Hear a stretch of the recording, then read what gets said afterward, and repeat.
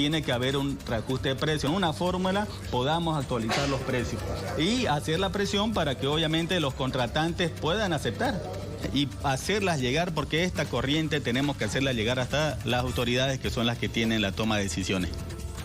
Y para entender mejor este tema ya estamos en estudios con Javier Arce, que es el gerente de Cadeco Cruz, la Cámara de Constructores de Santa Cruz. Muy buenos días, bienvenido a la revista. Buen día, Gabriela, un gusto estar con ustedes. ¿Cuáles son los efectos de la falta de dólares sobre el costo de la construcción, en todo caso, en el país? Acá tenemos que dividir el tema de lo que es la construcción privada y la construcción pública. La construcción privada es una relación donde esos aumentos de costos van a tener que ser aumentados al precio final del bien, en este caso el departamento, la casa y la negociación del contrato que se tiene vigente con el usuario final. En el tema de la construcción en la obra pública es diferente. Ahí usted firma un contrato y es un precio que no se puede mover. Hay algunos aspectos que hay que analizar, pero ese reconocimiento del Estado a ese factor de aumento de precios de materiales que no es atribuible al constructor es lo que nos tiene que llevar a una mesa de trabajo con el gobierno. ¿En qué porcentaje calculan que ha variado el precio estos últimos meses en las construcciones civiles? En los principales ítems está entre el 20 y el 30%. ¿Y eso se va a recargar a la compra-venta, por ejemplo, a la construcción en sí? En el tema, como le digo, en el tema privado sí es posible, pero en el tema público no. Y ese es el debate que tenemos en este momento. No es que todos los ítems hayan subido. A ver, vamos a ponerlo en contexto. Una casa tiene más o menos entre 300 y 700 ítems. De esos, el 80% son importados. Pero muchos de esos también hay en producción en Bolivia que pueden ser sustituidos, ¿sí? Ahora hay que ver cuáles son los ítems más fuertes. Hay ítems que no se pueden cambiar. El fierro. La producción en Bolivia no llega a más del 5 o 6% de lo que es el consumo nacional. Entonces, ese es un ítem que tenemos que conversarlo, como le digo, sentarnos en una mesa con el gobierno, que entiendan cuál va a ser la afectación en la industria de la construcción y directamente en lo que es el empleo, ¿no? ¿Y el efecto será que va a haber menos construcciones, menos demanda de construcciones? ¿Cómo lo ven? A ver, la demanda va a continuar.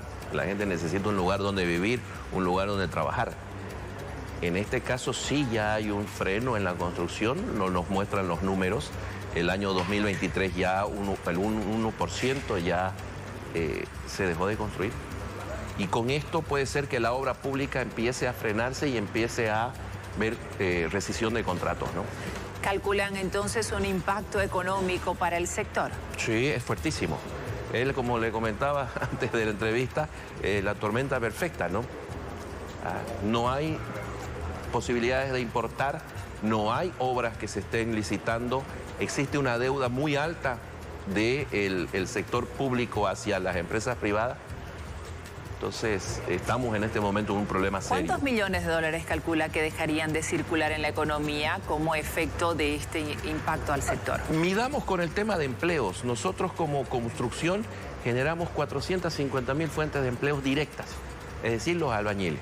Y llegamos al 1,5 millones de fuentes de empleo indirectas. Cuando usted tiene una masa laboral como en Bolivia, nosotros somos, después de la agroindustria, somos el segundo sector en generación de empleo. Si no hay obra pública, que es casi el 80% de la obra en Bolivia, se imaginará que va a haber mucha gente sin trabajo. Y usted también está hablando de obras públicas. Los ingenieros civiles están reportando que se han retrasado los pagos en el municipio cruceño y en la gobernación. ¿De cuánto más o menos estamos hablando? Nosotros hicimos un relevamiento con todas nuestras empresas asociadas sobre las deudas de la alcaldía y más o menos están en los 280 millones de bolivianos. De bolivianos. De planillas atrasadas. ¿Y en la gobernación? En la gobernación no tenemos el dato. Estamos recién consultando. Ahora, existe también con el gobierno nacional, es decir, UPRE, estamos hablando de lo que significa obras públicas, ABC y otras entidades, ¿no? ¿Cuáles son estas obras que no se van a poder de repente desarrollar como se tenía planeado? A ver, la normativa boliviana es para todo, es decir, alcaldía, gobernación, gobierno central. Entonces, todo lo que signifique obra pública es la que en este momento está en cuestión. Es decir, necesitamos que el gobierno entienda que ese reconocimiento de la diferencia de precios que va a haber en algunos de los ítems tiene que asumirlo, ¿no? Como es en todas partes del mundo, en los contratos en Argentina, Brasil, Chile, Paraguay, existe lo que es eso, ¿no? La diferencia que exista de precios a nivel internacional de materiales los asume el contratante. De no pasar eso, no se avanzaría en la obra. Es decir, ninguna empresa ni nadie trabaja para perder.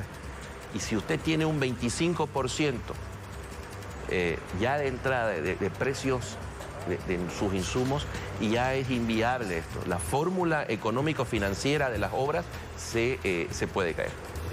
Ahora, había un acuerdo entre gobiernos y la Confederación de Empresarios Privados de Bolivia. ¿Qué conclusiones ustedes sacan de este encuentro desarrollado el lunes y cuáles son las sugerencias que de repente tienen como sector para mejorar la economía del país? Uno, estamos a la expectativa, ¿no? Es la primera vez que se sienta el empresariado con el gobierno, eso es importante. Hemos visto los 10 acuerdos, vemos un avance importante para lo que es industria y comercio, pero para la construcción nada.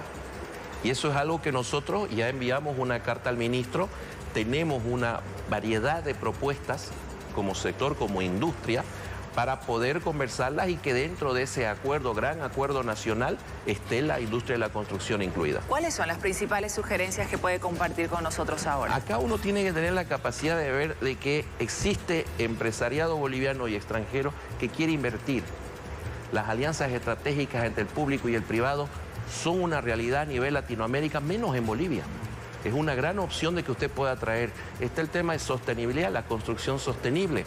A nivel mundial, y ya lo dijo el BID, la CAF y el PNUD en un evento que hubo en La Paz, que hay más de 5.000 millones de dólares que quieren ingresar al país para financiar proyectos de inversión pública y privada en lo que significa la construcción sostenible. Son cuestiones de detalles y voluntad política para que ese dinero pueda ingresar al mercado boliviano mediante la banca nacional. Bien, nos mantendremos tipo de atentos. opciones nosotros estamos planteando, además de lo que viene a ser contractuales con la normativa vigente. Nos mantendremos atentos entonces a la respuesta que den las autoridades nacionales a estas sugerencias ya más concretas que tiene el sector de la construcción para dinamizar nuevamente la economía en nuestro país. Muchísimas gracias por esta entrevista. Era Javier Arce, gerente